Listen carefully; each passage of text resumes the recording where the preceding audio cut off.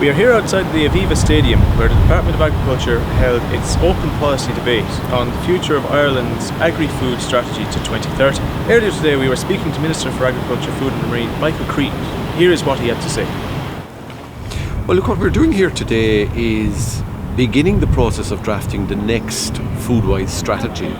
And what has been the core strength of that strategy up to now and has achieved significantly is the collaborative nature of all farm bodies, primary producers, farmers themselves, their representative bodies, the industry and the processing sector coming together along with the state agencies, etc.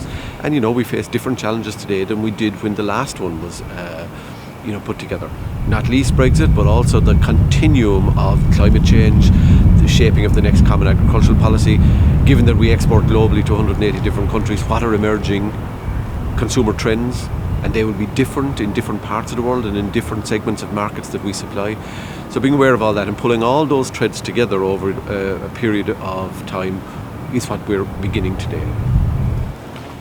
We had very interesting presentations there this morning from people who have a global overview, and one of the things that was referred to in there was the re-engineering of the protein supply market globally because of the global influence now of African swine fever.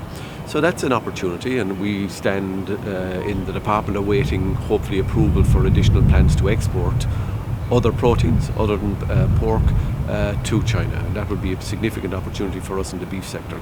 And then the restructuring of the common agricultural policy post 2020, that's going to move a little bit further down the line now in terms of the current cap will be rolled over, but reorientating the supports to target them where they're most needed. And I think everybody would acknowledge that our beef sector in particular is challenged income-wise and will need additional supports in that area. We also asked the Minister if a new date has been set for the first meeting of the Beef Market Taskforce following its adjournment on Monday due to protests. Well, no, look, we've had a very significant setback, and we need to reflect now on how to proceed. But it is part of the brokered outcome. It is regrettable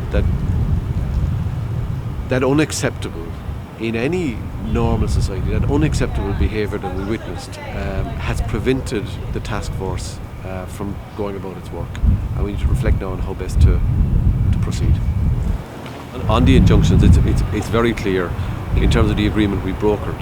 MII do not have reach, and these were the people who were prevented from coming into the task force. MII do not have reach over secondary injunctions that are injunctions that were